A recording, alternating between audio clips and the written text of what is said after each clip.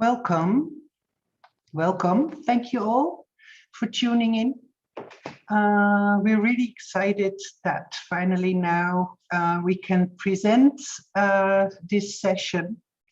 And the session is called The Work of Art Without Original.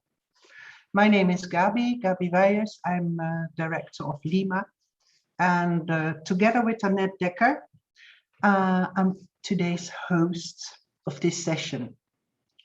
Annette, maybe you can introduce the topic and then I'll tell more about our guests and the order of the presentations. Sure, thank you very much, Gabi. Indeed, as Gabi mentioned, my name is Annette Dekker and I'm currently working at the University of Amsterdam as an assistant professor in archival and information studies, but I'm also a visiting professor at the London South Bank University for the Center of the Study of the Network Image. And with the latter, we have applied to the AHRC, the Arts and Humanities Research Council in the UK, with a collaborative effort of Lima, LSBU, University of Exeter with Gabriella Ginacci and Francesca Franco, and the Photographers Gallery in London. And we were really interested in how to document digital art. And that was the sort of premise of the whole research. Now, within the last, when was it? Almost 2 years ago now, we've done several workshops to indeed look for what are the different ways of documenting digital art. What is done within institutional organizations like museums and archives, but also what have artists themselves been documenting? What's the role of the audience who documents these works? So over the course of the last couple of years, we've been indeed delving into these issues, a workshop at a time, you could say. And from those, we got a lot of feedback, of course. And one of the things that people were really wondering about, and ourselves as well, is like actually what happens in other areas, in other disciplines. So today we want to broaden it out slightly indeed, in the sense of looking at archaeology and also at legal matters. So what we're going to do is to look for these different angles, but from the premise indeed that there is no original in art. That's going to be the premise indeed of today's talk. And that's actually something that comes out of the research by Cornelia Solfrank, which she did a couple of years ago as part of her PhD, where she positioned indeed the art without original. And unfortunately, Cornelia couldn't be here today, but she will be indeed replaced in a way by Winnie soon. So we're very happy that Winnie could make it at this late stage in a sense. And one of the things is that we asked indeed then Winnie soon to replace her because Winnie also worked together with Cornelia on her work, the Net Art Generator, of which she will be talking more later today. And one of the things that she'll be focusing on is indeed the idea of programming and how programming itself, not so much the software, but also within the preservation context, really requires a new mode of thinking about preservation. So, another aspect, indeed, as I mentioned before, was to focus indeed on more archaeological kind of ways of looking at heritage. And hence we asked Caitlin De Silva together with Martin Grunfeld. Caitlin has been indeed publishing a lot on archaeology and has also coined in a way the idea of the post-preservation. And that's something that we're really interested in as well. It's like, okay, what happens indeed if we can't have that sort of object anymore at our disposal? Then how can we reconsider indeed the strategies that we've been so accustomed to? What does that actually mean? And then we move on to a sort of more legal approach. It's like, indeed, if we indeed go with these ideas of art without original, where authorship becomes more obscure, but also the object might not be what it was anymore, then what does it actually mean within a legal framework, both for the artist, but also for the institution, as well as potentially the visitors. So this is where Amy and Brian come in indeed and tell us more about those aspects. So I'll be indeed, as Gabi said, leading the discussion, and we'll take 1 or 2 questions after each presentation But we'll keep most of the questions indeed for afterwards. So that's for me. Okay, thank you. So we also mentioned the order. So the last speaker will be Brian Castriota, and the first speaker will be Winnie soon. On our website and in the chats and all documentation, there are biographies listed. So I'm not going to do large introductions, but I would like to invite Winnie to start her presentation. And thank you for being here and joining us in this session. Thank you, everyone. Thank you, Gaby and Annette. I'm going to share my screen now. Hope it works. Can you see image? No? Okay, great. Let me enlarge a little bit. All right. Okay. So first of all, thanks for organizing this. And I hope the short presentation will work in terms of situating Cornelia's work, net art generator, and how that might relate to the workshop themes in preservation or digital arts and originality. But I think for my talk, the title is called Still Working with Net Art Generator. It depicts like different messages. In a way, I consider, or we consider, me and Cornelia consider net art generator is not a static object. It is an ongoing processes and working with, not just on this project, but also working with the program and also the artwork itself. So the whole short presentation will be primarily based on the work, net art generator, a project that I have been involved in the last 2-3 years. And Cornelia and I have published the free and open access ebook called Fix My Code, which is the screenshot that you see right now on the slides early this year, which I think is actually highly related to the theme today. And I will join some of the things that we have discussed in the book for this talk. And I think all of you might know that Cornelia has started this project in 1997. And she has been involved in digital art, researching the issues of copyrights, and that mentioned about that is her PhD, and also the notion of originality in digital art, right? And the work net art generator is a pioneer net art project. And the interesting part is that it is still, I think, very relevant in nowadays discussion when it comes to new technologies such as machine learning, creative art, NFT, as well as museum studies and practices. And one thing I want to emphasize as well, for myself, I'm also an artist, but as well as I'm an artistic coder as well. So I have been involving this project more sort of like with the notion of fix the code of net art generator. So the artwork, for those of you who might not know about this work, is a very simple online software tool that involves a computer program to collect and recombine materials from the internet to create new images.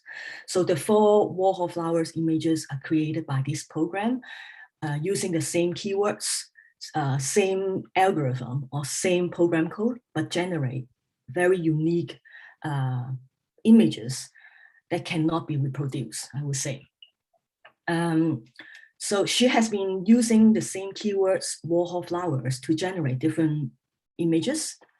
And she always complicates the notion of originality. For example, the phrase, "This is not by me," which is a sticker printed as part of the physical prints of this image. Because sometimes when she exhibits the work, she will also exhibit the digital images at print format. So in this way, the work is also a conceptual art piece to explore machine agency, subverting the traditional function of the artist's signature. And her famous line, "A smart artist makes the machine do the work," is clearly demonstrated through the use of technology and the generated collages like the wallflowers. So to dive quickly into how to do it. This is a website. This is the net art generator, where a user can enter. So there's a link at the bottom. You can also, for those of you who are following this talk, you can also type on your web browser to see it as well. So a user can enter their username. There's several fields like the artist and also the title. So which acts as the keywords search for images. So after the user has entered the keywords and also the title, which the default is anonymous, which I really like because it's already starting off from the conceptual aspect. She already thinks about who might be the author, who is not, and who she's trying to de-emphasize like the human agency and sort of think about the open-ended processes. So the program will fetch images from Google search. So you can see there are 4 links that are returned based on the keyword search. And then these are the links with the images returned. And then the program, the net art generator program, applies various visual effects and manipulate each layer of the image. And finally, generate an image collage. But Cornelia does not only see it as a tool for image generation, but she also considers net art generator as a conceptual tool. So what that means. So since 1997, there are different versions of net art generator has been created. She collaborates with different coders. So this is another question regarding if they are also part of the discussion of authorship. So only the current version 5B is still actively running and being maintained. So I have involved in this project because 3 years ago, the project didn't work. It broke, basically. So because the project relies on Google search engine and the technical interface didn't work, and Google has changed their policy and terms and conditions. So basically the whole site was done. So she asked me if I could fix the code. So this is how our collaboration started. I took up this project because I really like the work as an art, a piece of functioning software, but also with a deep conceptual thinking behind. So over the years, the work has generated many discourses, such as originality, authorship, the notion of generativity, especially with machine learning and NFT, and most recently, the technopolitics of infrastructure. So to articulate more regarding the work, as we have mentioned in the book, which is to realize the tool is about generating open-ended processes, not about the production of specific objects. So this becomes clear that the focus on the work is not only about the beauty of these prints or collage, although they are, but it is a conceptual tool that helps us to think or rethink what are the processes that lead to those images and who are involving. So the book Fix My Code that I mentioned earlier is based on our conversation that draw upon our interests and expertise. And in the book, which also document one of the questions I asked her. So how important is it that the net art generator is fully functional all the time? And then she said, the ideal situation is that it is working. But as it is such a long-standing project being online now for more than 20 years, there have been times when it did not work, sometimes for long periods. But as the net art generator is not just a tool to make images, but also a thinking tool, the times of the functionality are part of the concept and can become very productive. So based on what she answered, there are 2 key messages. First, to her, something that is not working is not the end of the world. This also suggests that she recognized this is how technology works. One single line of code is not working can cause the whole piece malfunction. Right? So the longer you maintain the project, or if you like to use the word preserve the project, the more this will happen. So this is the fact of digital art. And secondly, since day one, she positioned the art generator as a thinking tool, the non-working element becomes part of the relation of fixing, originality. And what does it mean by fixing the work? Is it still the same one? And what might be the new discourses emerge then? So the project is not only positioned as an early net art piece, but also it is a software-based artwork. So we have put the source code on the Git repository, a place to manage software versioning. Also to make it transparent about the fixes over the years. Just to give you an example, like if you click on the Git link, So here, sort of like a documentation of the software, but also you can see through all the history of each of the small fixes from time to time. And even it was sort of like a relaunch in I think it's in 2020, but also you can see there are a lot of small fixes still, and it's maintaining actively right now. So a lot of manpower, care, and love put into this project. So, but to put in on a Git repository is also make it transparent about the fixes over the years, as I mentioned. And this platform also allows people to fork or copy it and host their own NetArt generator. So it is unlike traditional artwork that one needs to get the permission in order to use and modify it. So, and then the other slide that I want to show you is just a screenshot. So it's a bit small, but I will talk through it. So it's a screenshot of the notes regarding what have been fixed in the last 2 years. So doing this kind of log is a relatively common practice in software culture. You can see the authorship is clearly stated in the source code with Penault's Gilensis as the one who first programmed it, then followed by my intervention to fix the code. So this was like part of his writing the log, and this is part of my, it's something that is readable. It's not like source code, like making the program function, but it's more like a documentation on what has been fixed, what is not work. Right? Some are highly technical, for example, like changing some of the server that require changes, but also some related to more wider relations of the technologies like Google search, for example. But I think fixing is another topic, as many people might think fixing is just getting it to work again, but neglect the processes of fixing as if there's only one way of fixing. So getting it to work again, so fixing also includes to understand the logic and structure of the code, and it embodies a particular way of thinking by the particular author. So for me, and I also know many coders might feel the same, fixing other people's code is actually more difficult than to create a new NetArt generator. So if you are interested, we can also discuss this later or to read further on our book. So engaging with the source materials is also a thinking tool for me to think through the technopolitics of Google and their policies, as well as their terms and conditions, for example. So the questions can be framed as, what does it mean by preserving the software when software is increasingly being part of the digital artwork? So again, I asked Cornelia about how do you imagine the NetArt generator's future? And she answered, it's a very interesting answer, I feel, it's also very relevant to this context. And she said, who knows? One way of dealing with it certainly is to migrate the idea to other platforms and realize it with more contemporary programming languages. This will no longer be the authentic piece, but as the NetArt generator is also a thinking tool, a conceptual tool, it is very conceivable to transfer the algorithm to a different and more up-to-date software. We have many documents related to it, so the idea will remain alive. Of course, I will keep it alive as long as I can, but this will come to an end. Then you guys have to take over.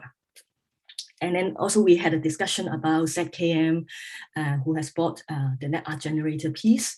And then the institution also comes into the thinking about the preservation aspect. And then she continues, it is their task as a museum, but I also believe in distributed responsibility and collaboration. Right? So then for this slide is really the matter regarding preservation, care, and responsibility. And then just to give an insight regarding the thinking of originality and preservation, we also talk about in our book, while preserving what exists in one way of approaching the problem. Another way would be to renew it in order to make it fit for the future. So I feel there could be a lot to discuss next, right? I just only give you some really basic information about the NetArt generator and trying to unfold not just only I mean, for net art generator, there are different parts, right? It's not just only about the images as the final result of the artwork, but also the software, the infrastructure, and the relation with the technologies is also part of the discussion and agency to think about preservation and documentation. So I hope, so this is sort of like my last slide, and I hope we can have different dialogues in relation to this. So thank you.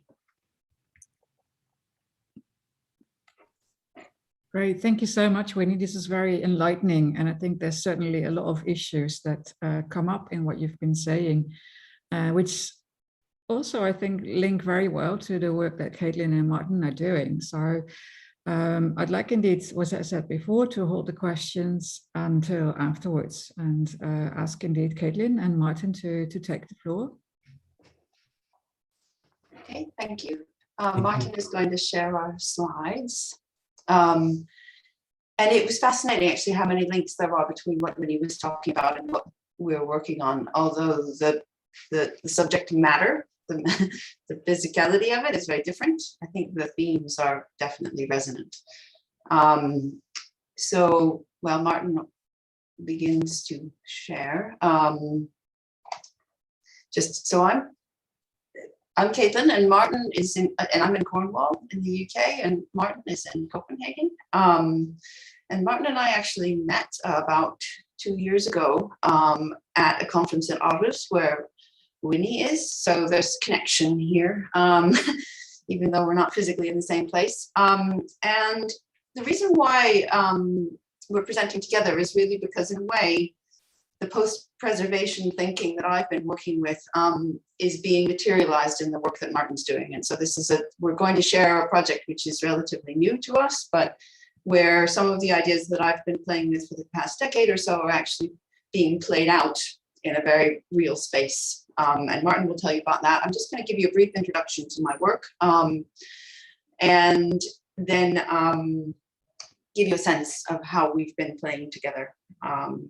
And I think the broad framing around this is similar to what we just heard from Winnie, in the sense that we're thinking with process rather than permanence when it comes to the way that we care for the objects of concern that arise for us. And just to give you a sense of what you're looking at here, just in case you're curious, this is one of our Zoom tours of the room that Martin is curating, which actually has a jar of mice in formaldehyde here. So you can see our faces across the top as we explore the space together. Okay, the next slide. So a few years ago, I published a book called Curated Decay, Heritage Beyond Saving. And the theme of that book was directed towards heritage practice, so conservation settings, so built heritage.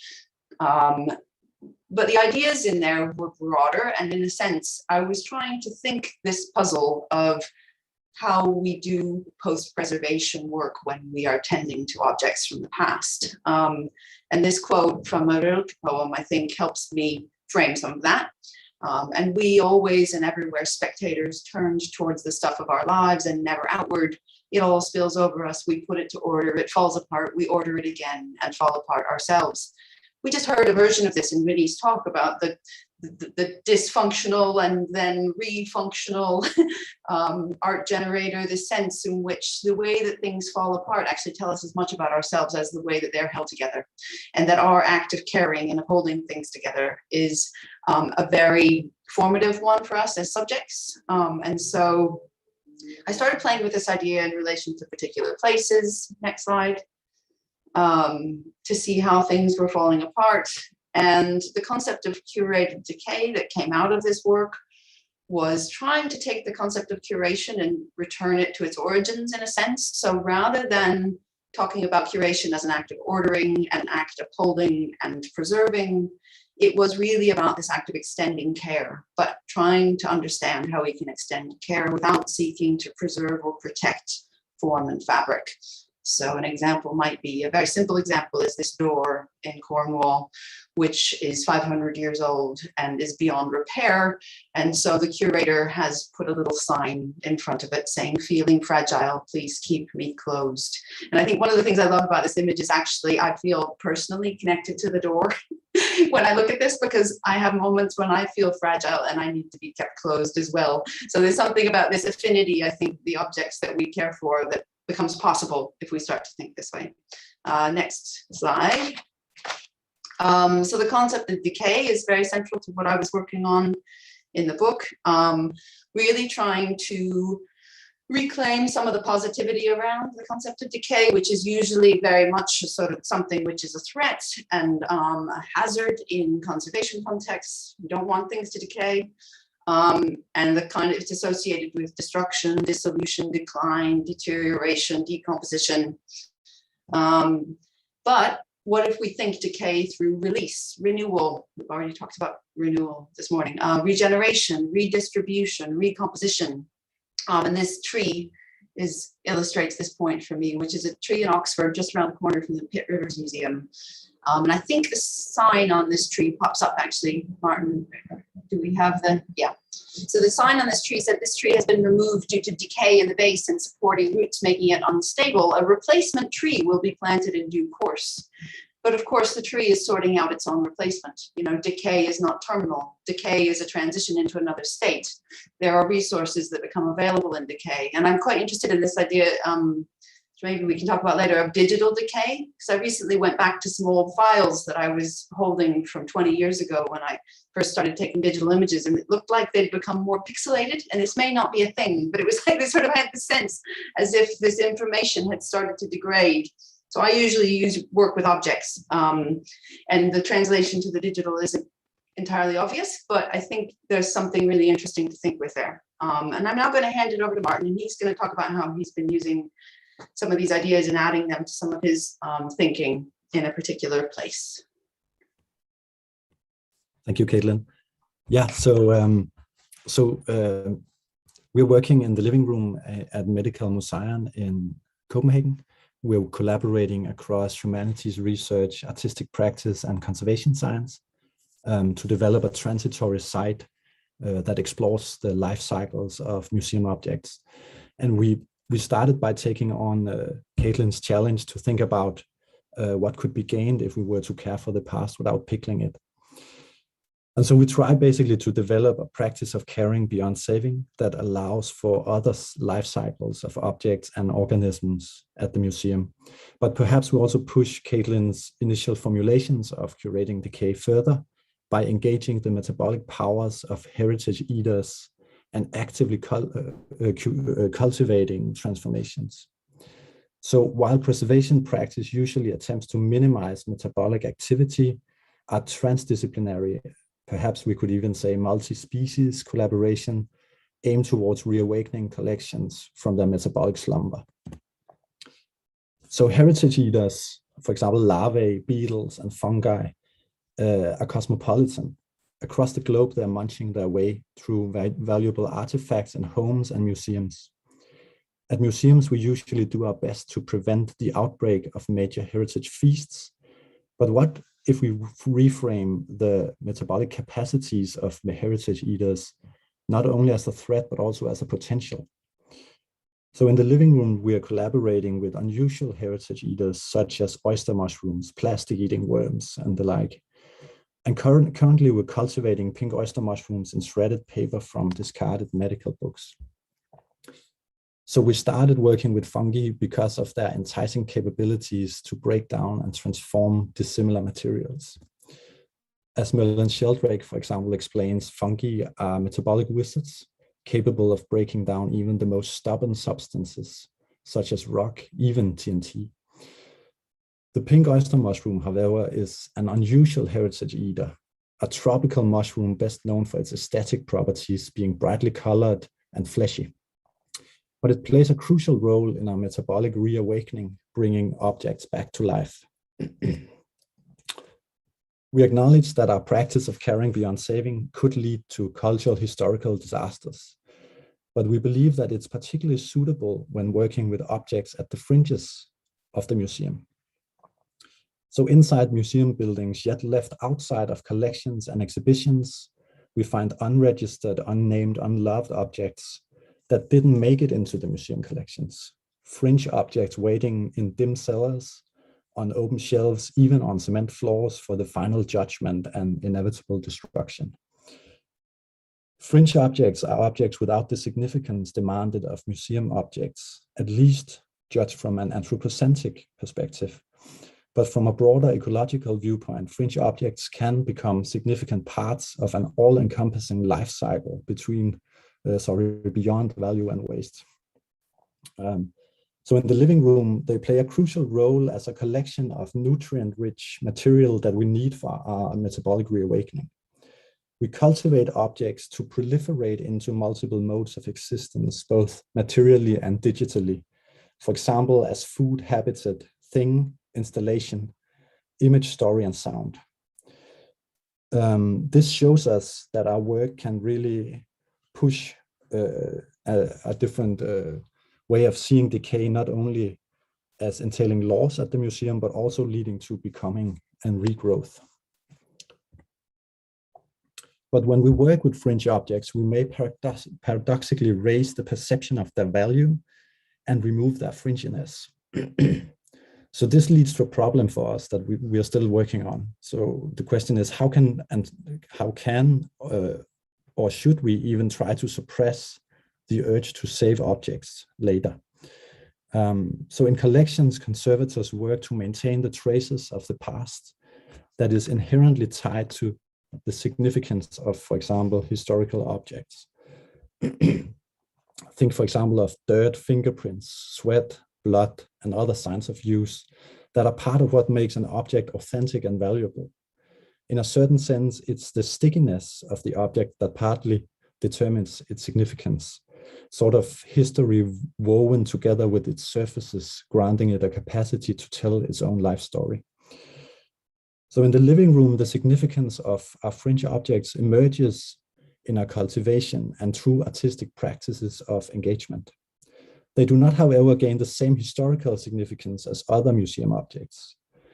Rather, this immigrant significance is produced through a process similar to what Kate Bowell has called artistic rebirth. Let me try to give you an example of that.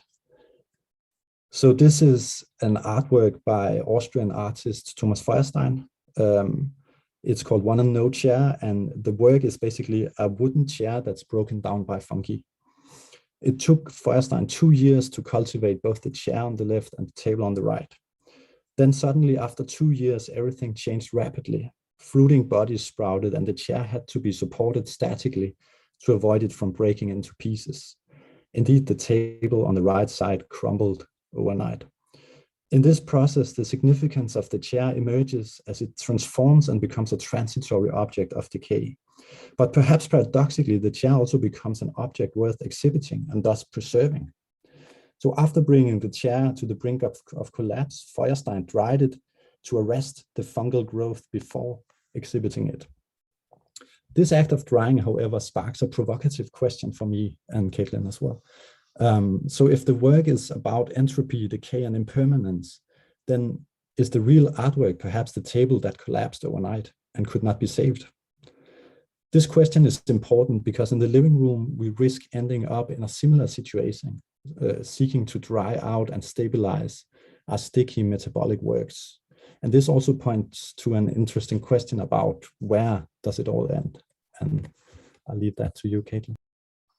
Yeah, I think as Martin touched on, I think one of the things we're fascinated by is the way that his work is throwing up these paradoxes around the act of curating decay and the sense of an ending. So where does our responsibility for these things end? And there's also, I think, folded into that, the documentation of the process, which is producing its own digital objects. And so Martin has been using digital images of the decay that's happening there.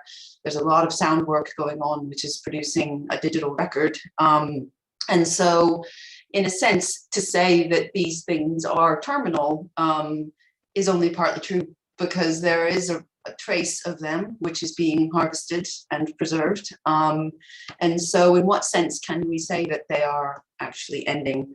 I think one of the things that fascinates me about what the context that Martin's working in is that actually all of the objects that he has included in the living room exhibits were as designated for disposal. So they, and according to the legal context within which Martin's operating, disposal would have meant destruction. So they probably would have been burned. So in a sense, this is actually a detour rather than a sort of reclaiming of these things. And Martin has had to promise not to bring them back into the museum collection, but what will be created is this digital record. And I think one of the things we wanted to leave you with was sort of a question about whether we can imagine that in the sort of the rush to digitize collections and to create digital records of objects by 3D scanning and other technologies, actually more objects might be released to experiments like the one that we're doing, because the physical object is no longer actually where the knowledge is held. So if you have preservation by record and by documentation, what happens to the things? And then these questions around the endings and curating endings become really, really quite pertinent, I think. I'll pass it back to Martin for our final slide. Thank you, Caitlin. So first, I just want to acknowledge all the collaborators on this project, without whom it wouldn't be possible to do what we're doing. And then I want to invite all of you to follow us online. For example, you can read our blog on the museum homepage. You can follow us on Instagram, and you can listen in on our sound experiments on SoundCloud.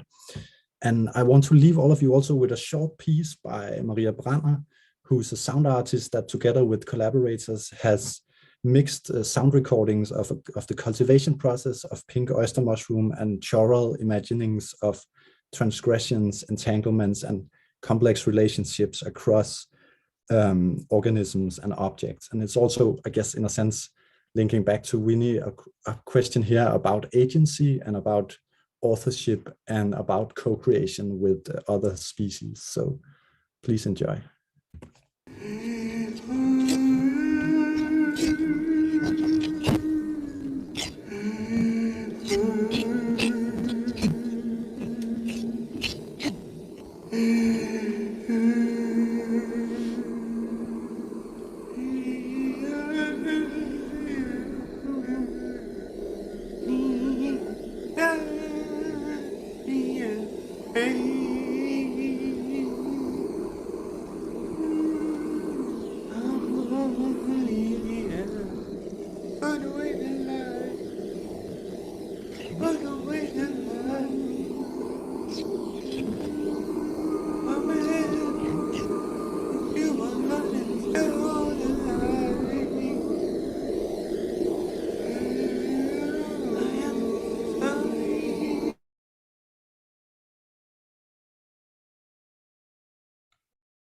Great, thank you both so much. This has brought up so many interesting things, and I'm so happy to hear what you've been doing. And I think indeed there's so many links, although it's, as Caitlin, you mentioned as well, although it's completely different material, there's so many correspondences that I can think of when you talk about digital.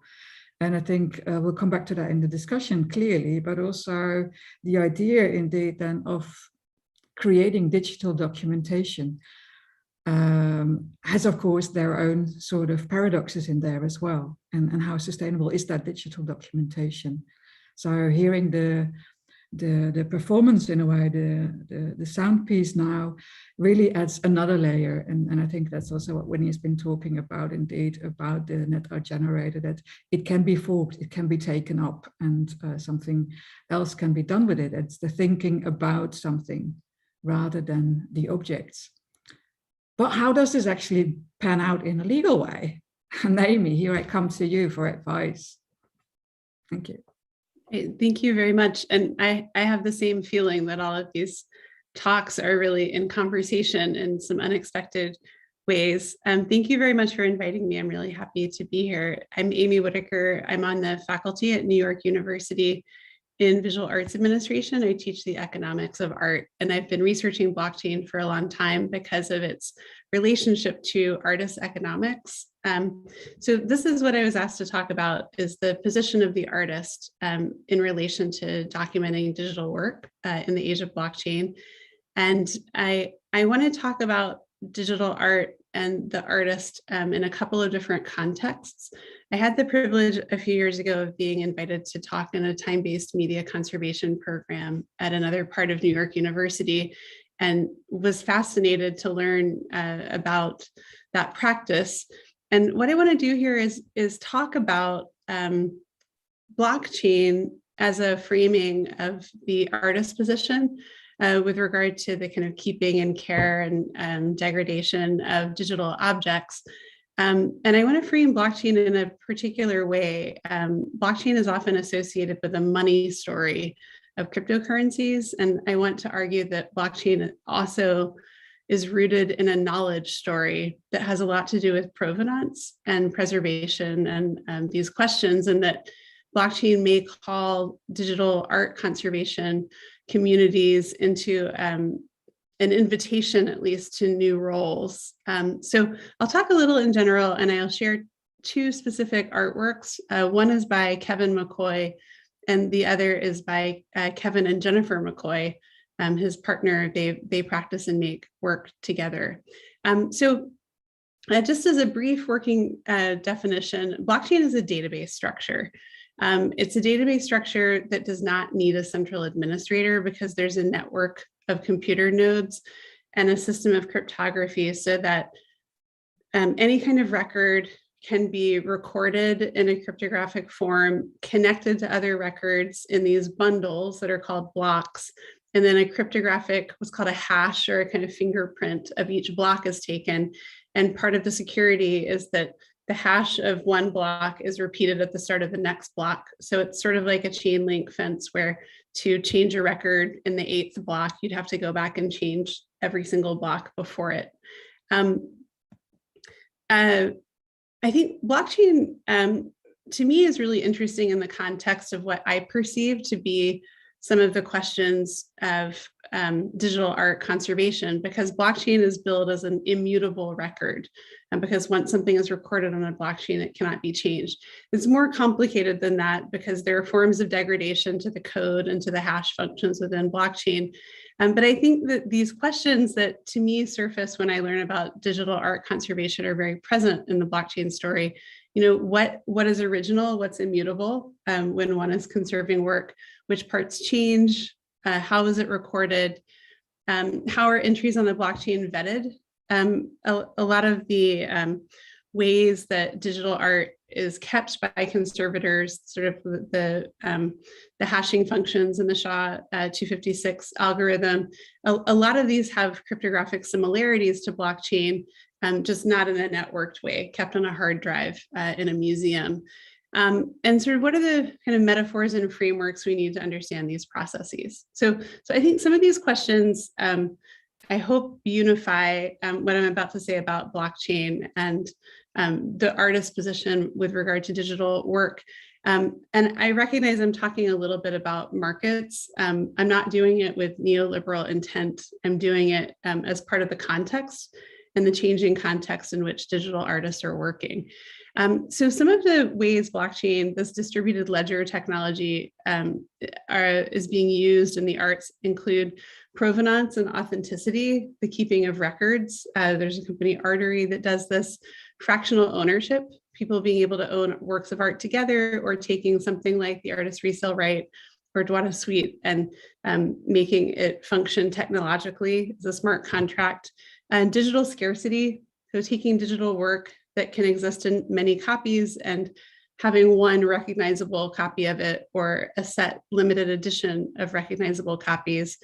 Monograph, which is Kevin Mccoy and Anil Dash's company, is one of the first to do this, but many do this now. And I think if you've had to suffer through the NFT phenomenon in the newspaper, you've seen this, the non-fungible token phenomenon. That's a way of creating one investable original out of many digital works. And sort of as an artistic medium, for me, I think blockchain technology is itself an art project in a way that's quite interesting. So the first work I want to talk about is actually the first NFT that was ever made. Kevin Mccoy is a colleague of mine at NYU. I happened to know him when he was a resident at the New Museum Incubator in New York before that. And Rhizome, the organization that preserves and archives internet work and is part of the New Museum Incubator, or an affiliate, hosts an event every year called 7 on 7, where they invite artists and technologists to collaborate. So in 2014, they invited Kevin to collaborate with the technologist Anil Dash. And they made the first NFT as part of that. Now, this work, Quantum, and it's animated, I've just taken a still. This work sold at Sotheby's this summer for $1.4 million.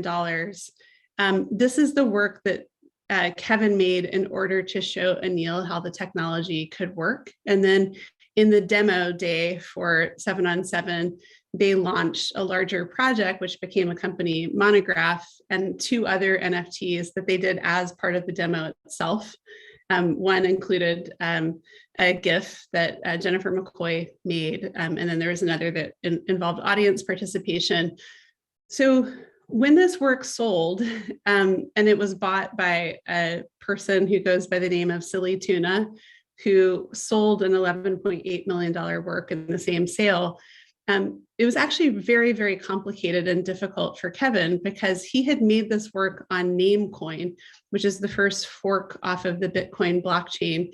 And Namecoin has a name registry and an associated data file. So the data file lived there, but the name was disconnected from the data file because it expired after a few years and hadn't been updated.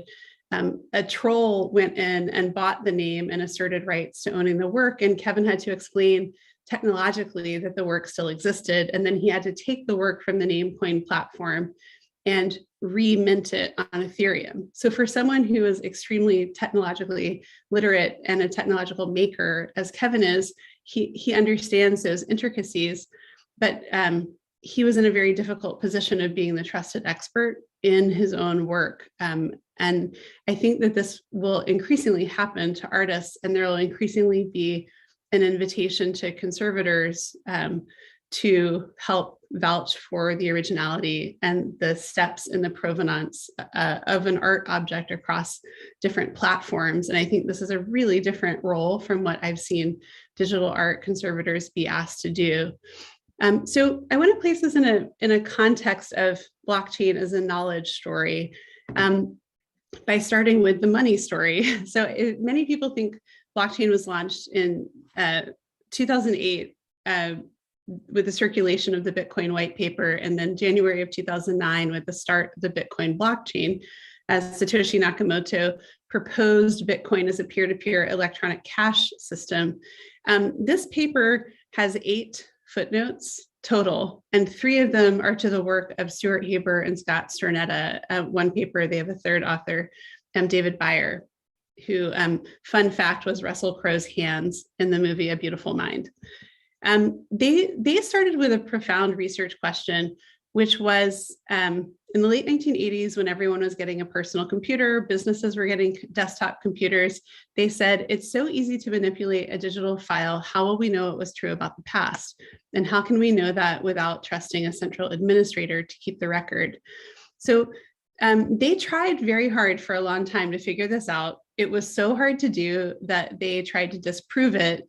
And then one day they actually did figure out how to do this. And the breakthrough happened at a restaurant I strongly associate with ice cream milkshakes in Morristown, New Jersey, which is the home of a lot of telegraph and telephone technology as well.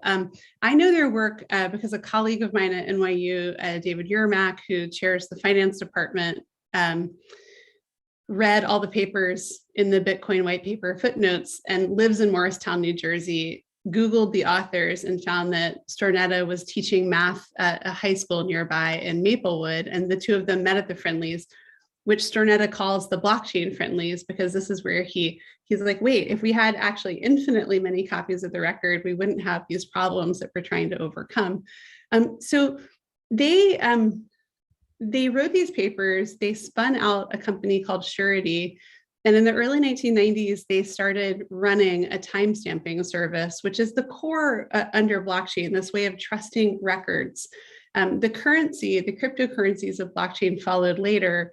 The money story developed out of Satoshi's paper, and some earlier experimental efforts too, but where people were rewarded or encouraged to compete for cryptocurrency in order to vet the many copies of the ledger.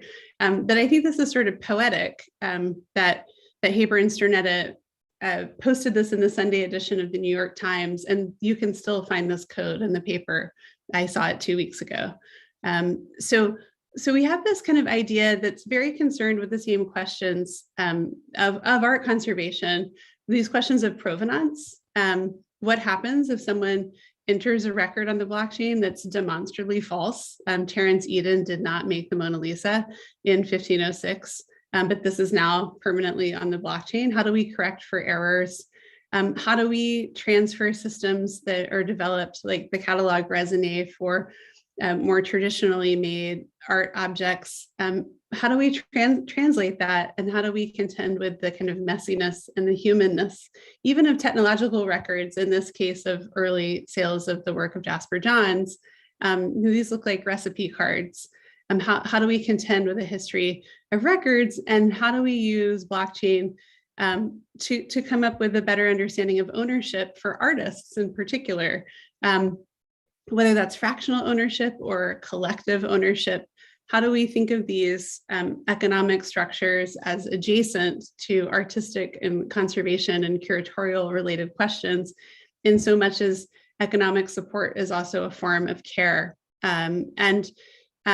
These stories, which are much more established in a European and UK context with regard to the regulation around droit de suite, are not resolved in the US. And if you look at them in a market context, if you look at the way that a work that's sold for $900 and later resells for $85,000, as in a famous Robert Rauschenberg case, if you look at that, the artist is left out of those economics, and that may be fine if the artist wants to only have an art story and not a money story. But I study these empirically and find that artists would, if artists like Rauschenberg had retained, or Jasper Johns had retained equity when their work was first sold in the late 50s and 60s, they would have radically outperformed all US stock markets and most private investment returns, roughly 20 to 40% a year, every year for decades.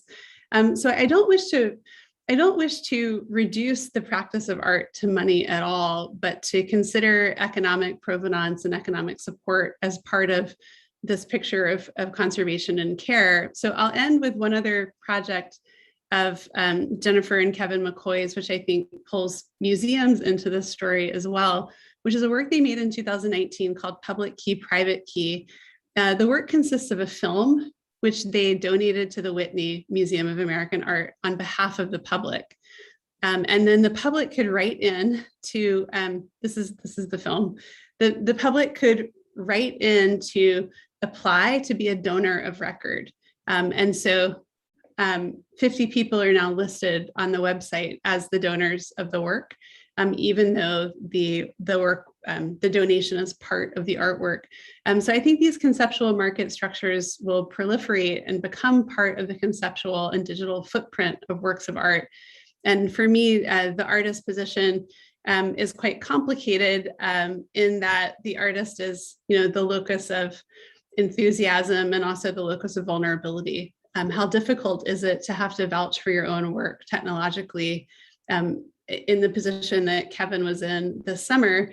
And how do we talk about conservation and care in a way that is not market determined, but allows artists agency and dignity of choice in relation to markets? And I think this will build conversations directly between conservators and artists in a way that I actually find hopeful in the centering of not only the taste-making functions of the arts, but the art making functions of the art. So I'll stop there. And again, thank you for having me and allowing me to be in conversation with this other really fascinating work. Thank you, Amy, so much for a wonderful insight into indeed blockchain, and from a very different point of view, I think. But I think it will also indeed bring a lot of discussion to the fore as well in our final discussion moment. Before we get there, Brian, the floor is yours. Thank you. So my name is Brian Castro. I'm in Glasgow at the moment. So I work as a time-based media art conservator. I'm also a lecturer on the time-based media conservation course at NYU's Institute of Fine Arts. And I should also say I also work part-time as an archaeological conservator in the summer on an excavation in Turkey. So I kind of do move between both of these worlds. So in my talk, I'm really looking at what we call conservation documentation, which are the records and reports created by conservators for the purposes of the work's preservation. And these are primarily synthetical in nature and often take a textual form. So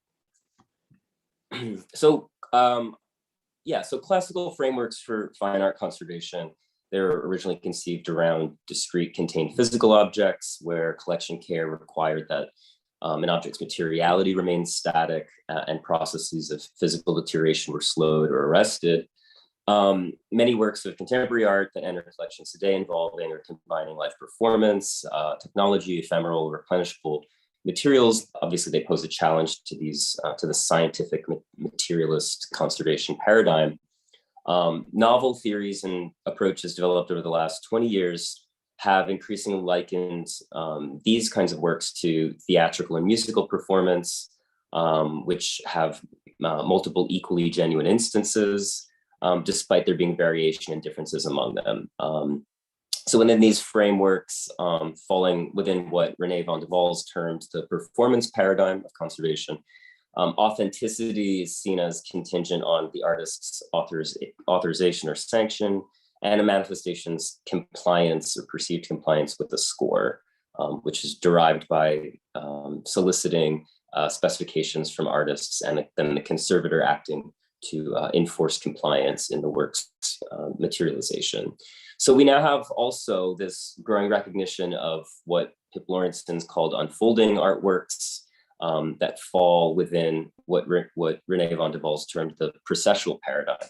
So these works trouble frameworks that delineate between stages of execution and implementation, where the initial stage is a process with a definitive endpoint, and then the work is thereafter implemented through distinct score compliant manifestations.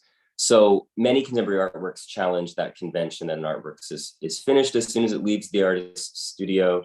For various reasons, artists continue to introduce changes to their works even after they enter collections.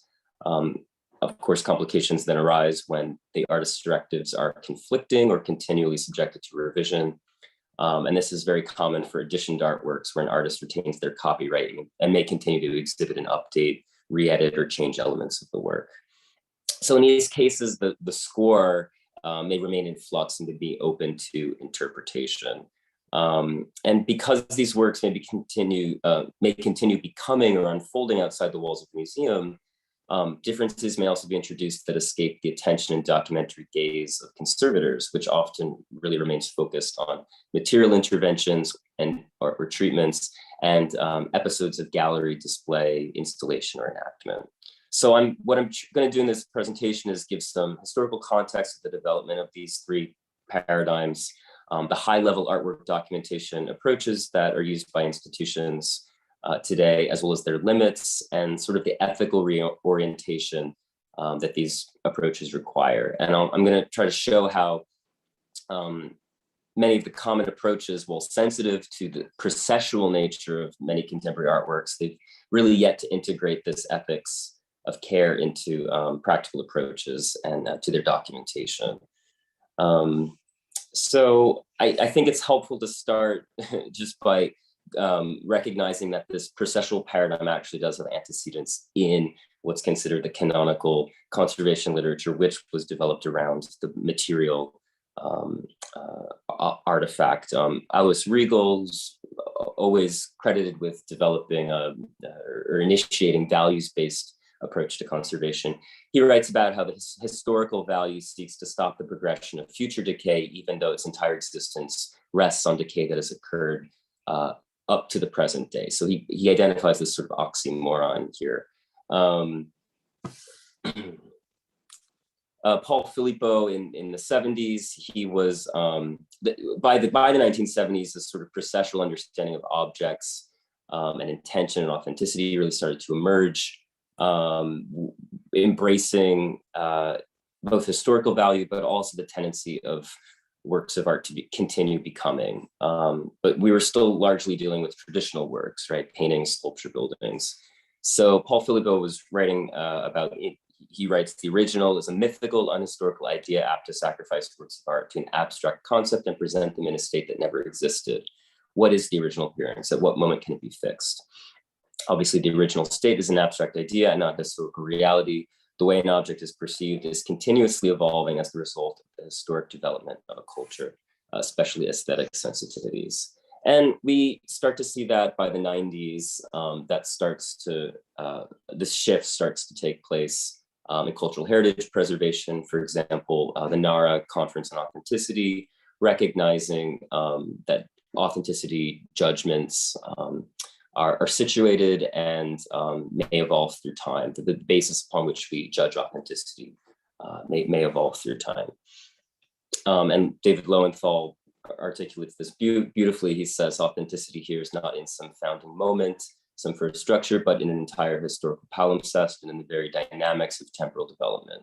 No longer is truth innate to the oldest remains, the earliest form, the autochthonous creation, the steadiest continuity inheres instead in the whole stream of time, forever reshaping every artifact and idea, structure, and symbol. We start to get this shift by the turn of the millennium, and I think it's nice to start with this quote by the artist Bill Viola. He writes, comparing his own video installations to musical works. When working with media in the context of art, parallels to music are inevitable. Exhibition becomes like a performance or recreation and enactment. Active components must be assembled into a complex system to function together according to the artist's intentions. In the absence of the artist creator, a person with previous training or experience with a piece and or a score or set of instructions is required. And actually, if we go back to 1982, Namjoon Paik also identified this similarity, and he writes about how his video installations will become like opera, and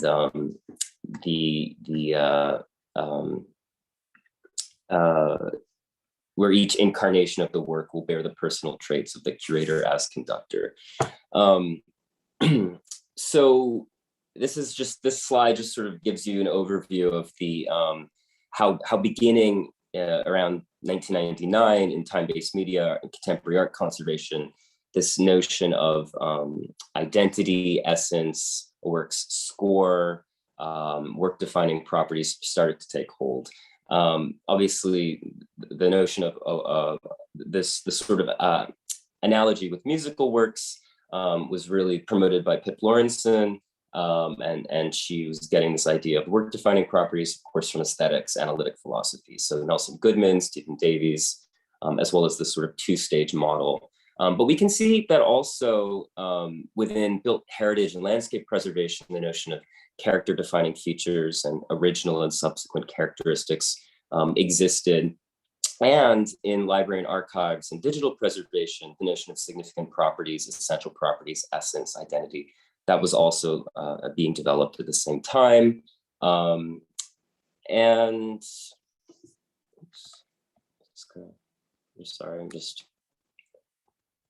let's see, is this gonna, I'm having a little technical difficulty here. My apologies. I'm gonna stop that share. I'm gonna reshare it again. Here we go.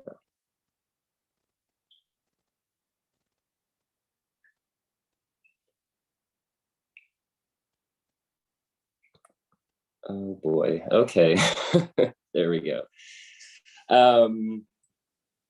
Yeah, so based on Pip Lawrenson's writing, Joanna Phillips at the Guggenheim developed this documentation model, which is really based on this notion of time-based media artworks being like musical works. So there being a score and the work being manifested multiple times, and documentation thus becomes focused around identifying what the score is, and ensuring that the work's manifestations comply with the artist's specifications. And this is really taken hold. It's been adopted by a lot of different institutions, 3 of which, Smithsonian American Art, the Metropolitan Museum of Art, National Gallery of Scotland, where I work part-time.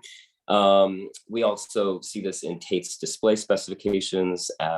And to an extent, SF MoMA's Media Wiki, we can see that this is a centralized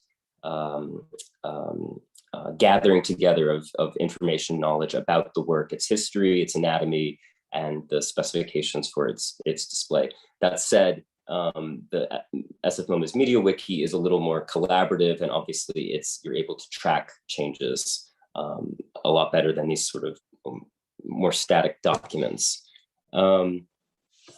So the challenges of identity, so within this sort of performance paradigm, there are these challenges with identifying a work score, its instances, and of course, judging score compliance.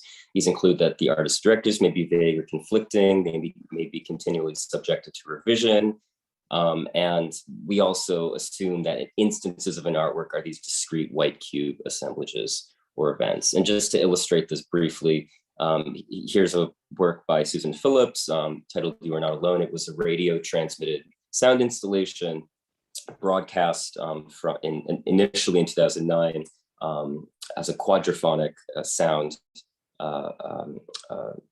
audio signal broadcast over UHF frequencies from one location in Oxford to another. The work was for its display at the National Galleries in Edinburgh in 2017. The work was re-edited to create a more Scottish version with different tones. The work has different sort of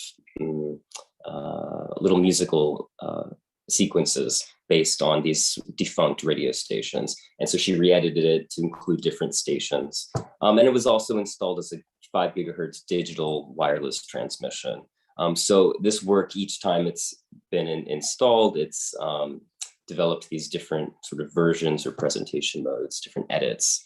Here's a work in the collection of the Irish Museum of Modern Art by Elano Kelly. It started off as a slide installation, but then when it was converted into a digital video installation in 1999.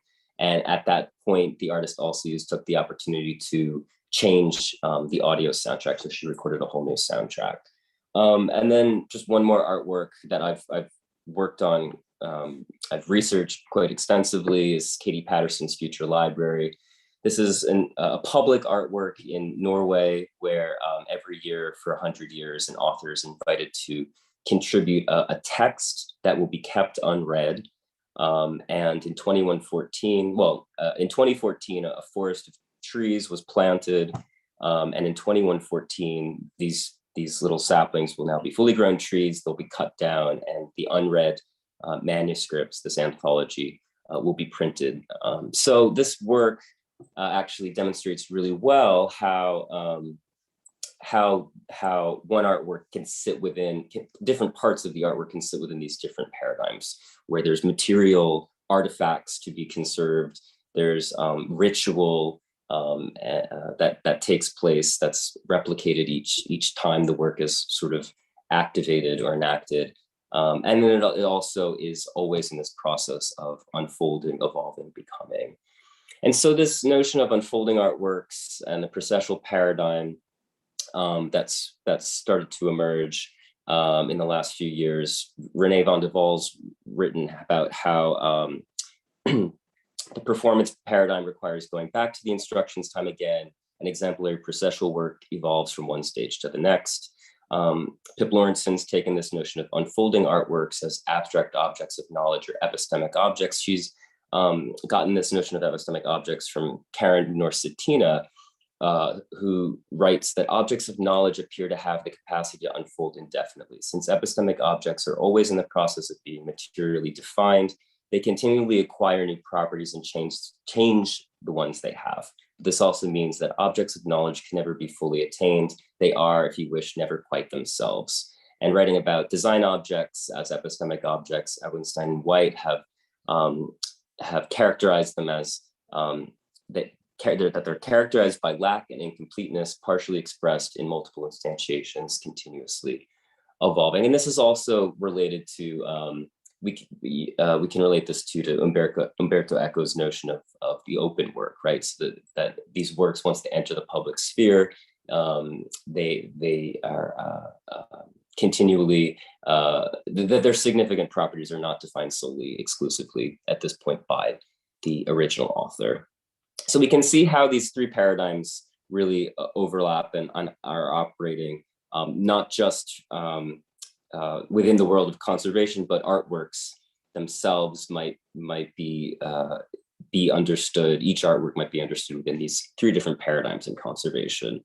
And so within each paradigm, the object of conservation, well, initially in this material paradigm, it is material substance that is the object of preservation. So preserving original material substance, right? In the performance paradigm, it's identity, essence, behavior, significant properties.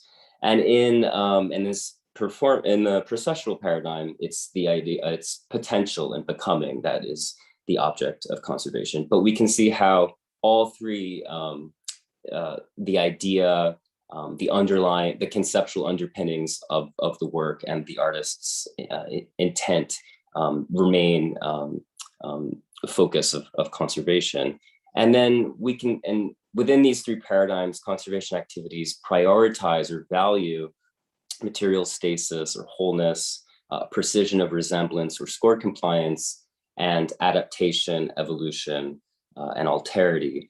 But again, we can see how all three at the core of each of them is still a prioritization of continuity, continuation, futurity.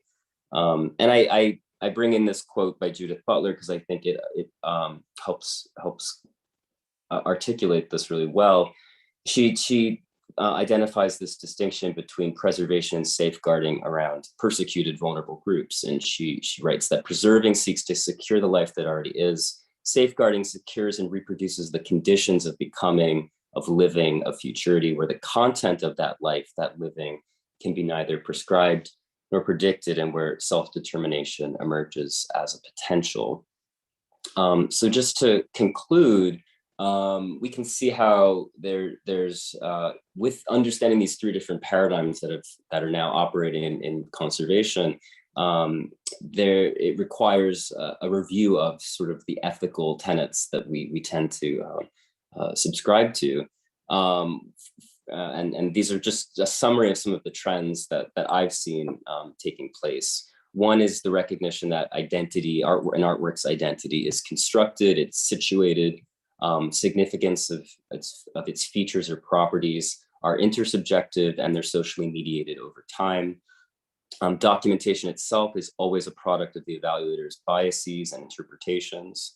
So conservation documentation is therefore a perspectival representation of significance at a moment in time, and not the rules by which the river flows. And by that I mean Bruno Latour has a quote about thinking about works of art as being like the river, but work is more than it's just the river. It's the entire catchment area. It's all the tributaries. So conservation documentation we can think about as a map.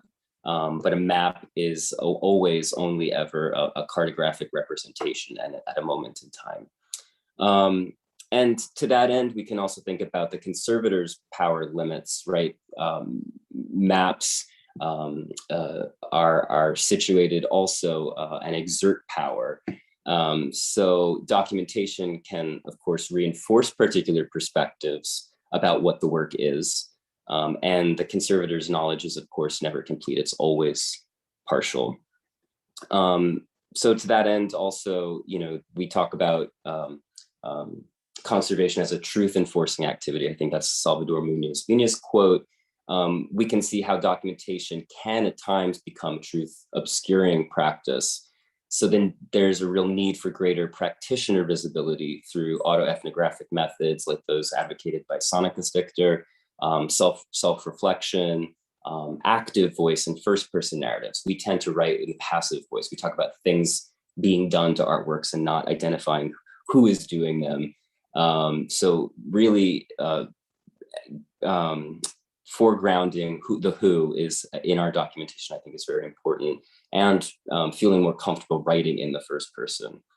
And lastly, just a general need for more multi-user and multi-perspectival documentation formats that are capable of tracking drift of value and significance through time and among diverse users.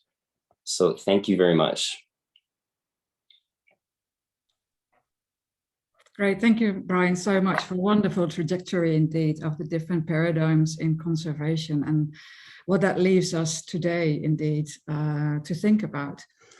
I think, first of all, I'd like to encourage everyone that's listening indeed to pose your questions. Gabby is taking note of all the different platforms that we're using at the moment, and she will bring in the questions into Zoom as well. But to start off, I was really struck indeed by the different presentations, and it seems almost, and I don't think we actually did this on purpose, but it seems like the first two were really moving away from the agency of the artist, perhaps as author, and also of the originality of the art. Whereas the latter two, you seem to still hold on to, well, actually the provenance is still important, and whether it can be found in the materiality or within the artist intent. And I was wondering indeed if, am I seeing this right indeed, or what your thoughts are about that? Whoever comes first.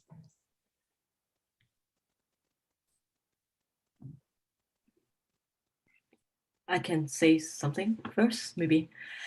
I think I also read similarly as what you mentioned about the difference between the talk.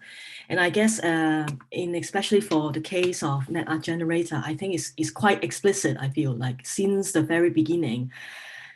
Colinia has already has this, but if you think about the timeline as well, it's talking about in 1997, which is sort of like those pioneer people who work with the digitality as the material in order to think about not just only like who is actually generating this, but also problematizing this notion. And also I see the relation with Amy as well about the legal perspective, because Colinia, why this Warhol flowers is also about the mass production in relation to copyrights issue that have been generated over the years. And what does it mean by getting the data from the internet and generate a new Warhol materials? Is it still legal, right? And I think it's like, from Colinia point of view, I think in a way of how she structured the work, how she thinks about the work, is really along this line to invite the users to think about the processes, to think about the relations, or some of you mentioned about the becoming of the artwork as a living art in a way.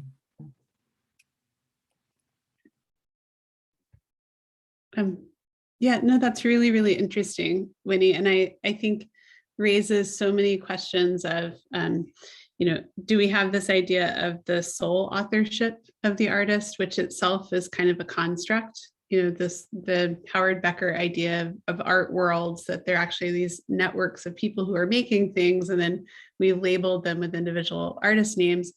And then on the other hand, unauthored work, sometimes conceptually unauthored work, where it's just a collaborative process. And to me, I think what's really interesting are the ways that we can start to imagine shared ownership and to reflect all the different parties. So there's a legal paradigm that's, does Warhol own this? Is it okay to use it? is this fair use or fair dealing? And then I think there are these cooperative structures in which, you know, everyone participates, whether there's a blockchain platform called Dada, that's a collaborative drawing platform. And they actually have a sale on right now where they've taken one of their early projects and curated it into individual pieces that are being sold. It's called Creeps and Weirdos because they're drawings of people who either look creepy or look weird. But the funding goes back to the collective. So I think it's really interesting the way that authorship and markets interact. And what you're saying, I was really fascinated, Wendy, by your presentation and the kind of the construction of it. Yeah. Yeah, maybe I can say something. I completely follow what you say, Amy, and I think for us it really points towards some tensions in our current work, actually, which is just something as simple as being at a museum and having to put up signs next to our installations, and then we have to figure out who do we actually have an artist or an author or creator, or should it just be all of us, or shouldn't we have that at all? And it also speaks to, I guess, the different logics. So Maria Branner, for example, she's working as an artist, so for her it's really important to be credited. Whereas we have a conservator on the project, Amalie, who doesn't care at all about being mentioned or not, although she built the box and helped out in a lot of ways. So it's also interesting. So who is the creator of what sort of makes it significant? And another artist we're working with, Eduardo, actually suggested that we shouldn't have any artist names or anything on it, but just have sort of a collective, because we've been also working so much collectively. So we're really struggling to figure out which way to go. And of course, also working with microorganisms like fungi or larvae, for that matter. That's also part of the creative bit. And for example, Thomas Feuerstein's work, he's made a work called Pancreas, which is basically human brain cells turning Hegel's phenomenology into sugar, feeding human brain cell, bacteria feeding human brain cells. And the bacteria, in a way, almost become sort of the creators in that work, sort of the protagonist of the whole work. So there's just a multiplicity of layers in the question of authorship that could be really hard to navigate. And maybe I'll stop it in 2 seconds, but also link it to what you just said, Brian, about how we write and how we place ourselves both as conservators, but also as artists. So what I've been struggling with is actually to voice this multiple authorship. So instead of writing I and really trying to be present in the text, I've been struggling with how to situate all of us together, also the microorganisms. So I think one of the models that we're all like very, very familiar with is film credits. I mean, you know, we're very comfortable thinking of a film by Sofia Coppola. She's the initiator of that film. Maybe she wrote it as well, written and directed. But obviously there's a whole cast of people who contributed to it in varying degrees and varying levels. So we have no problem with that. And if we want to think about, you know, the processional paradigm, you know, maybe then a TV series is a better analogy, where that cast, those credits are always changing, and there are different sort of collaborators involved. So I do think there are other models out there, but at the same time, there's still the art world is very traditional. As radical as it seems, it also holds on to these traditions and conventions. Yeah. I just want to add a little bit in terms of like deviate a little bit from, I mean, the notion of authorship with digital art in a museum, because I want to bring into perspective in software culture in particular, for example, like because it's sort of like a relatively common practice. If you look into like different Git platform, like a lot of developers or artists, it's very comfortable in a way to write their names as their author. But I think there's a different intentions. It's not necessarily about crediting. This is one of the intentions, but I think it's also about responsibility as well, because a lot of the time for these, I mean, in a software culture setting, in a way, when you put up like a large piece of code, some people actually fork it and then run it in a very particular setting, operating system crash and different browser and so on, right? And there's a need of like frequent update. I think the frequency is, you can see any, like your Windows, for example, your Mac is like every month there's an update, right? It's so frequent in a way that's also like provide a different channels for sharing, and also the dialogue about, okay, who is actually doing what and how to actually get further information. So I think like another perspective in thinking about authorship is the accountability as well. Yeah, I love that. And if I could just add one more thing, I'm thinking a lot about the legal side of collaboration and authorship and credit. There's a conversation among some law professors, notably Amy Adler, who is at New York University, but some others, that artists copy so much and sample so much that we should really throw out fair use, or I think it's called fair dealing in the UK. Because it's just too complicated and kind of broken, and you get these really messy court cases where a judge is like, I don't know, did you transform that enough for it to be okay? Sort of what you mentioned, Wendy, with the Warhol flowers. And I guess, I know this sounds like I'm talking about economics and money, and I am, but I think about it as a sort of like justice and inclusion issue, because you know, what is it to write that we should do away with fair use if one has a full-time job that is not precarious? You know, what is it to put code on GitHub if you're part of a community where people like have really strong job prospects because of programming skills and the way that those are sought out, versus what is it to try to create something of value as an artist, put it out there and then have people take it? One of the famous cases is Richard Prince, the appropriation artist. And I'm actually an expert in a different case. I'm a rebuttal witness in the Instagram portraits case. But prior to that, Patrick Carriou, who's an artist who went and lived in a Rastafarian community, got paid like $8,000 for the work. The Rastafarian community, to my knowledge, was not paid anything. And then Richard Prince took Carriou's work and added kind of minor, to me, in my opinion, minor interventions, and then was able to sell them at 100% under Prince's name. So like, how do we talk about the value creation? And not as a sort of extractive profit motive, but just sort of structurally, like if you make something of value, it's nice if you own part of the upside that you create. And so I think it's kind of interesting whether we can develop systems that make that work kind of organically. And I feel like, and just to your point, Martin, that there are a lot of artists who don't want to be credited, but then there also are ways that people's labor is erased through it's made by a collective. And navigating that, I think, is actually quite complicated.